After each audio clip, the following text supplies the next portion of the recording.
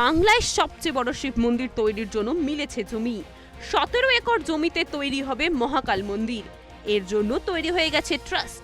মন্ত্রিসভায় আলোচনার পরই ট্রাস্ট গঠন করা হয়। বিনামূল্যে এই মন্দিরের জমি দিচ্ছে সরকার।